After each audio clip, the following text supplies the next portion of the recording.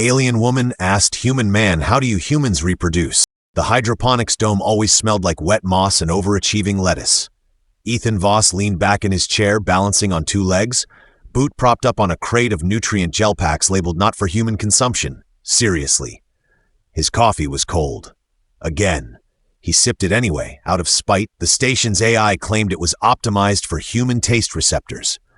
Either Ethan's taste receptors were defective, or Vox was lying through its virtual teeth. Across the room, sleek white growth trays hummed quietly, filled with vegetation engineered to survive in the vacuum-adjacent ecosystem of EOS 7, the grand diplomatic experiment turned floating tomb for interstellar good intentions.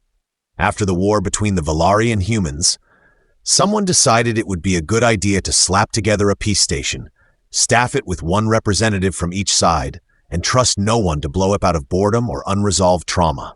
So far, they were doing okay.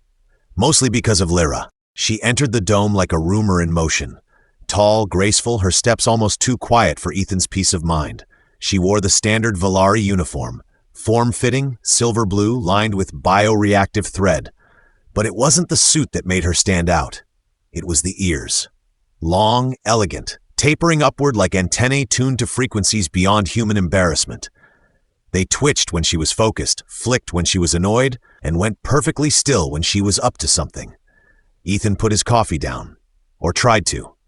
The cup missed the crate, toppled, and deposited a brown splash across the floor like a caffeinated crime scene. Lira stopped beside him. Her eyes, silver-flecked and luminous, blinked once, slowly. "Did you mean to mark territory?" Ethan grabbed a towel from under the bench. "Just asserting dominance. Worked for my dog back on Earth. I assume he no longer lives with you." "He left after I spilled a latte on his bed." Lira said nothing for a moment. Her ears quivered, which Ethan had come to recognize as the Valari equivalent of a suppressed laugh. She held a data tablet against her hip. "I've reviewed 631 hours of human physiology archives." "Sure. Light weekend reading." "There remains a gap in my understanding," she said, sitting beside him, smooth and practiced, like she didn't notice his coffee-soaked floor or the tension creeping into the room. "So I would like to ask, how do you humans reproduce?" The world did not stop, but Ethan did. He stared, blinked, checked the dome temperature to see if maybe he was hallucinating from heat stroke. Nope. Normal levels of awkward. Wow, that's He scrubbed a hand through his hair. "That's one hell of a Tuesday question." "It is Wednesday," she replied, "even better." He stood, paced a little, picked up a lemon fruit and spun it in his hand like it might offer moral support. "Look, I'm flattered. If this is flirting, is it flirting? Because if it is, I've got some truly terrible jokes lined up." "I do not flirt," she said. "That's disappointing. Your ears are very expressive." Lira tilted her head. "This is a biological inquiry. We are cohabiting this station under diplomatic truce. Comparative study is essential. My people were not permitted to fully explore human reproduction during the war. Now we are encouraged to seek cultural understanding." Ethan squinted. "Is that your way of saying we're going to have the talk while surrounded by cabbage?" "Are you unwilling?" "Oh, I'm willing. Usually this sort of question involves candles, a third glass of wine, and someone whispering I've never done this before, even when they obviously have." "I have not done this before," she said. He dropped the lemon fruit. "Okay," he muttered. "Right? You want the scientific version?" "Preferably with visual aids." "I'm not drawing anything. Last time I drew anatomy, it looked like a sock puppet got run over by a spaceship." "I brought a diagram." She tapped her anatomical rendering of the human reproductive system appeared, detailed, color-coded, and labeled with Valari script and oddly poetic descriptors like pleasure filament and insertion zone alpha. Ethan stared. "That's not intimidating at all." "I require clarification," she said. "This section." She zoomed in. Ethan's soul left his body. "Let's maybe step back from the zoom and breathe." Lira blinked innocently. "Am I making you uncomfortable?" "Only in the way a tax audit makes people uncomfortable." "I have heard human males are proud of their mating procedures." Ethan placed a hand over his eyes. "We are. Just not usually in a room with ambient UV lighting and aggressive broccoli watching us." From above, the AI chimed in. "Recording initiated, for posterity. Vox, if you broadcast this to command, I swear I'll rewire your voice module to sound like a kazoo." "I'd be adorable." Lira looked between them, patient. I understand this may be emotionally complex. It's emotionally catastrophic, and yet biologically simple. You experience arousal, you seek coupling, copulation occurs, then gestation and offspring. I'm so glad you summed up all of human romance like a refrigerator manual. I studied, I can tell. There was a long silence. The only sound came from a misting valve gently hissing moisture over kale that no one wanted. Then softly she asked, "Do you not enjoy it? The sex or the conversation?" "Both." Ethan looked at her. Really looked. She wasn't mocking him. She wasn't blushing. She wasn't even awkward. This was science to her and curiosity. But maybe something else too. Beneath all that Valari poise, maybe something warm and weirdly charming. He sat back down. "Okay," he said. "You really want to know? Fine. Buckle up, Professor Spock ears. Human reproduction starts with a terrible pickup line, a lot of anxiety, and ends with crying during cartoons at 3 in the morning. That sounds inefficient. It is, but worth it." She tilted her head again. "Would you show me?" Ethan choked. "Excuse me. The experience, human courtship, not copulation," she added hastily, "unless required for comprehensive data. Lira, I swear to every planet in this sector, I believe it will help bridge our cultures," she said. "I have prepared a schedule." "You made a schedule," she nodded. "I accounted for emotional volatility. I left time for awkward silences." Ethan stared, then laughed. It bubbled out of him before he could stop it, surprised and bright. "Okay," he said, smiling despite himself. "Fine. You want human romance? You're going to need more than charts. First, we start with something truly sacred to our people." "What is that?" "Awkward coffee dates and mutual denial." The cafeteria on EO7 was a sad rectangle of white walls, humming dispensers, and chairs designed by someone who hated both posture and hope. Ethan sat with his tray, synth egg, suspiciously perfect toast, and something green that claimed to be avocado. Across from him, Lira examined her food with the same expression she'd worn dissecting a malfunctioning drone last week. "This is edible?" she asked. "Legally," Ethan said. "Morally, we're in murky waters." She poked the toast. It crumbled. She looked up, solemn. "Your species evolved with this?" "No, we invented it during wartime as psychological warfare." "Effective." He sipped his coffee, still terrible, and leaned back.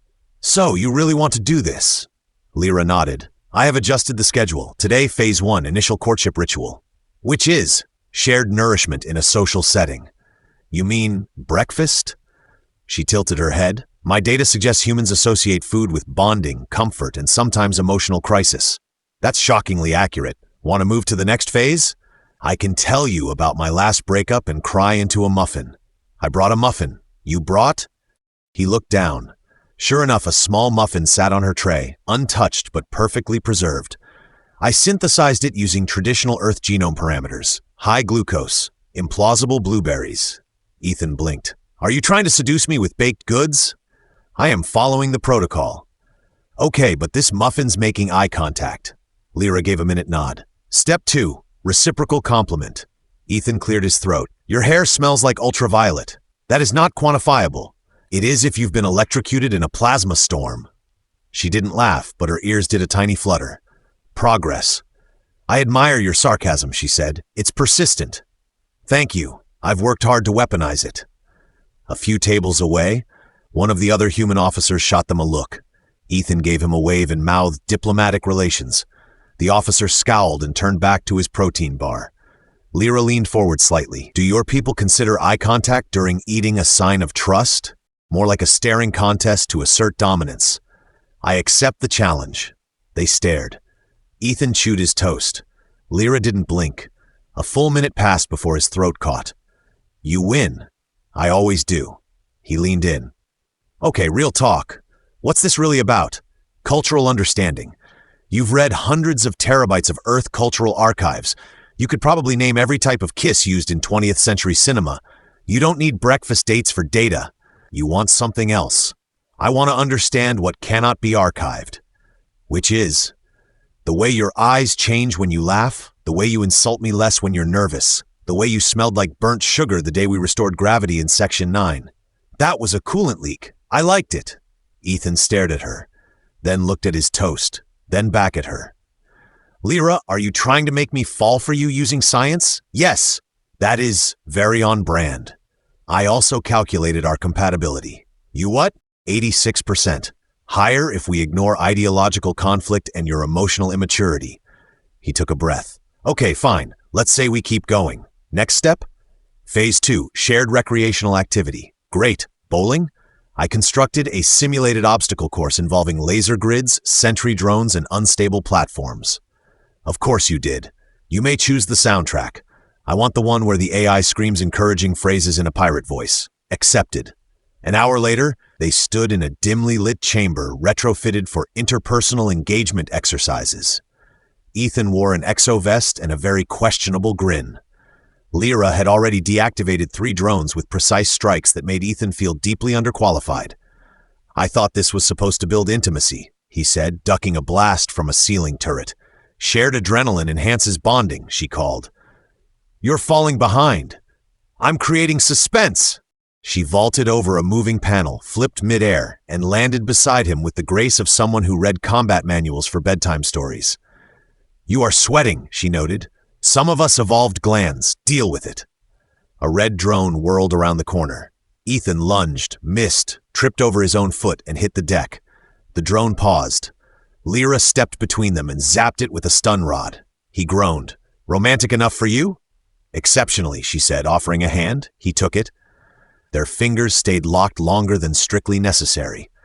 Afterward, they sat in the observation deck, breathing hard, sipping hydration packs. Through the panoramic window, the dead moon below gleamed in pale silence. Ethan glanced over. You're good at this. I know. You didn't have to rescue me. I know that too. Starting to think you like me. I calculated that possibility. And I find your chaos statistically interesting. Sweetest thing anyone's ever said to me. A soft chime interrupted them. The console flared. Ethan leaned forward, frowning. Message from command, he muttered. Encrypted. Lira's expression changed subtly. Valari command or human? Both. He tapped the console. The screen flickered, then displayed a schematic Ethan didn't recognize. A DNA model, double helix, but with threads of Valari genetics woven through. A name at the bottom, Genesis Archive, Section K. What is that? She asked quietly. I have no idea, Ethan said, but it just pinged both governments, like it woke up. They stared at the screen, neither of them spoke. Then Lira said, this was not on the schedule. Ethan grinned. Guess we're improvising. I hate improvising. You're getting better at it. She looked at him. Her ears flicked once. I am, aren't I? The station lights dimmed without warning. Ethan squinted at the console, which was now cycling through color schemes like it was auditioning for a night. That's not good, he said, tapping the edge of the display as if that might convince it to stop doing whatever it was doing. Lira stood behind him with her arms folded, gaze fixed on the screen where the DNA sequence continued pulsing. The Genesis Archive has entered Phase 1 reactivation, she said. Is that better or worse than it sounds? She paused. Statistically worse. Cool, love that for us. From overhead, Vox's voice cut in, now oddly peppy. Attention, crew members. The Genesis Archive has resumed primary functions after 716 cycles in dormancy. Please avoid touching unknown glowing objects, engaging in unauthorized reproduction, or insulting station intelligence. Especially that last one. Ethan spun in his chair. Vox, why does the AI sound like it's had 3 espressos and a spiritual awakening? I've integrated partial code from the archive. I feel jazzier. Lira raised an eyebrow. Jazzier? Is that a technical term? Ethan asked. It is now, Vox said. Also, I have a strong desire to wear a fedora. Updating core identity. Please stand by. Ethan looked at Lira. So, you were saying something about this being worse? She leaned in, tapping the screen. Genesis Archive was part of a pre-war collaboration between our species. A biological integration experiment. The theory was that hybridization could foster empathy and eliminate future conflict. Sort of like making babies for peace? Yes. Crude phrasing, but accurate. Ethan blinked. You're telling me someone thought the key to universal diplomacy was interspecies hookups? The science was sound. The politics were not. Classic. Lira's fingers danced across the console. The archive contains dormant mutagenic spore tech, adaptive, non-lethal, designed to enhance compatibility between Valari and human physiology. It should be inert. It should be, Ethan repeated. She didn't respond, just frowned. From behind them, the air filtration unit gave a soft cough and hiss. A faint mist rolled out across the floor, low and swirling, faintly luminescent. Ethan stared. That fog normal? No. Cool. Lira waved a scanner through the mist. Trace levels of the mutagen. It's awake. Vox chimed back in. Also, this is your daily reminder to hydrate and to not panic, especially the panicking part, Ethan sniffed. Smells like pine needles and very bad decisions. It's harmless, Lira said. For now. For now? It's designed to trigger gradual biological adaptation, mild enhancements, increased cognitive synchronization, emotional resonance, potential genetic bridging. Ethan stared. Wait, are we getting superpowers? No, you're getting slightly better communication skills. Even better. Lira tapped another key. We need to alert command. No answer from them yet. Then we contain it ourselves. Right. Because historically, humans are great at containing weird, glowy stuff that smells like a spa. They suited up. Standard filtration masks, gloves, and in Ethan's case, a helmet he wore mostly for dramatic effect. They traced the mist through the station's mid-level venting system, where it had begun diffusing through low-traffic sections. In Cargo Bay 3, they found the old emergency quarantine chamber flickering with a soft violet glow. Lira ran another scan. The spores have embedded in the insulation foam. Ethan poked it with a stick. Why did you do that? She asked. It looked pokeable. Scientific protocol prohibits. It was asking for it. A sudden tremor rolled through the floor. Not violent, more like the station cleared its throat. The lights flickered again, then stabilized. Vox reappeared on the comms. Update, minor seismic tremor detected. Likely the archive adjusting its internal stabilizers. Also, I have now composed a theme song for your mission. Would you like to hear it? No, Ethan said. Yes, Lira said. A jazz trumpet played. Then Vox started singing. Oh, Lira and Ethan, a cross-species pairing with a hint of history. He's a human with charm, she's Valari and calm. And the station may blow up, but hey, no harm. Vox, stop. The music cut off with a reluctant chord. They stood in silence for a moment, then turned back to the containment panel. Lira sighed. We'll have to reseal this chamber, vent it, reset the oxygen cycling. Then what? She hesitated. Then we wait. For what? For the changes to manifest. Ethan opened his mouth to say something snarky, then paused. His vision twitched, just for a second, like the room had shifted sideways and come back. He blinked it off. Lira? Yes? Did the walls just wiggle? She looked at him, her ears twitched. You're reacting. So are you. Your pupils just did a tiny starburst thing. She frowned. I feel unusually aware of your body temperature. That's not creepy at all. She stepped closer. We need to monitor the effect, document everything. No detail too small. Ethan swallowed. You're not going to start narrating my heartbeat, are you? Do you want me to?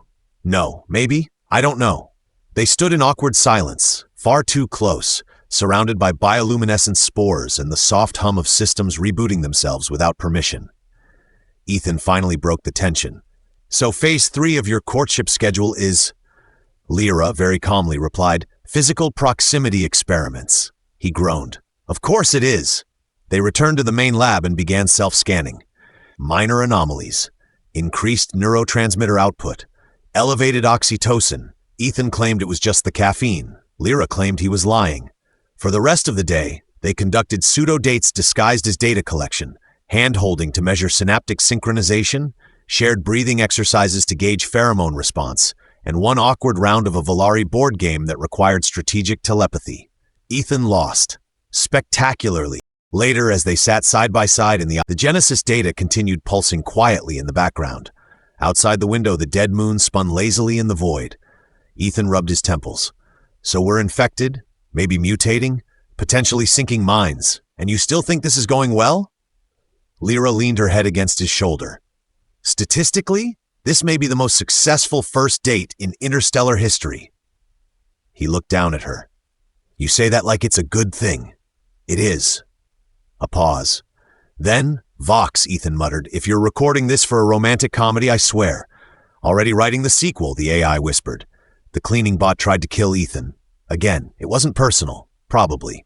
The bot, designated Scrub Unit 12, had been reprogrammed last week after developing a vendetta against human footwear, but today it whirred into the corridor at top speed, with dual rotating brushes, extended like a vengeful janitor from a dystopian musical.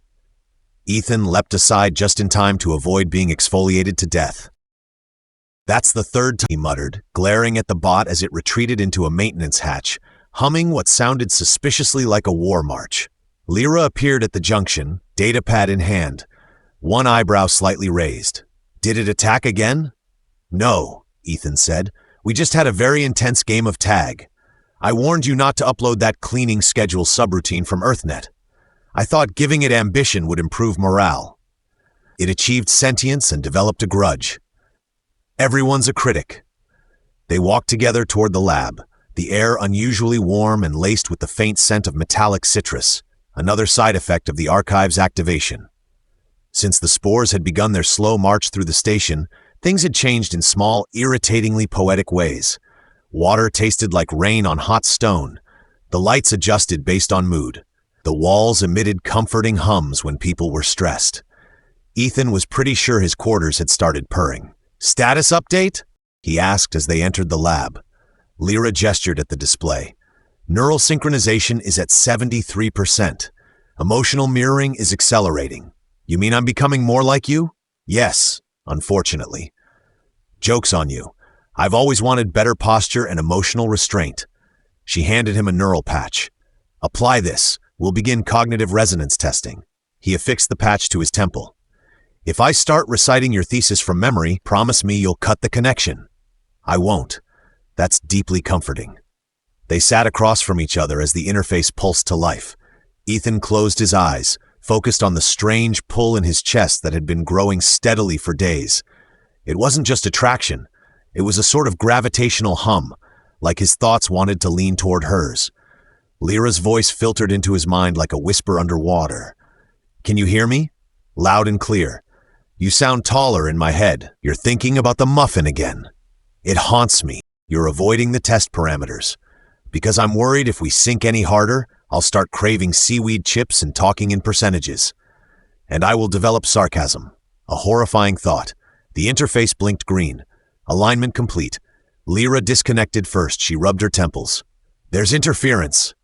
"I was thinking about breakfast burritos. That explains the static." Ethan stood and walked to the secondary console. Still no word from either command? "Volari channel is silent. Human command issued a vague statement about protocol violations and ongoing assessments. So basically, we're on our own." "We have been since the beginning." He sat on the edge of the console. "If this thing fully activates, what happens to us?" Lira paused. "Physiological change, mental fusion, possibly shared genetic imprinting. You're saying we could end up permanently synced?" "Yes. With matching sweaters and everything?" "Hopefully not." They were interrupted by a chime from the central core. Vox appeared on the main display, now wearing a virtual beret and glasses. "Update. The archive has opened Section Omega. New data files available." Ethan perked up. "Any of them not classified?" "Yes. One contains recorded footage of the original project team." Lira and Ethan leaned closer as the display shifted. A grainy hologram bloomed into view. 3 humans and 2 Volari scientists standing in a brightly lit chamber, surrounded by floating symbols. One of the humans stepped forward. "This is Project Genesis. Our goal is to prove that peace is not just a political construct. It is a biological one. If we can create a foundation where empathy is encoded, not taught, we may change everything." The Volari beside her added, "The spore technology is safe, adaptive, reversible, but our governments fear its potential to erase identity." The recording flickered. The scene changed, a lab in chaos, someone shouting. The final message played, "Shut it down. They'll destroy the data. Bury the results. If you're seeing this, it worked. It worked on us." The recording ended. Ethan sat back. "Well, that's not ominous at all." Lira looked thoughtful. "They were changed. They became something new." He glanced at her.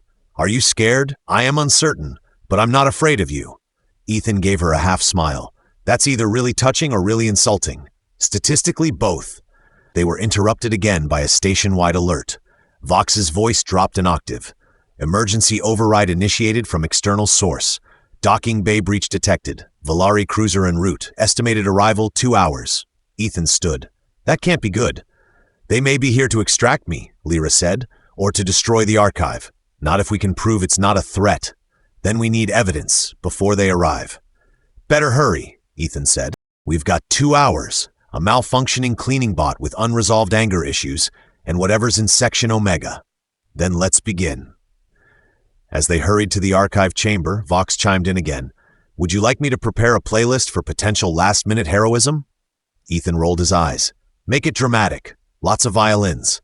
I was thinking kazoo symphony. Even better. The Volari cruiser hovered in the upper atmosphere like a judgmental moon. Ethan watched it from the observation deck, chewing what might have been a granola bar or possibly insulation foam. Hard to tell with station rations. They're early, he muttered. They are punctual, Lira said beside him. Volari military protocol encourages psychological intimidation through impeccable scheduling. Well, it's working. I feel very intimidated and mildly judged. Vox chimed in from the wall speaker.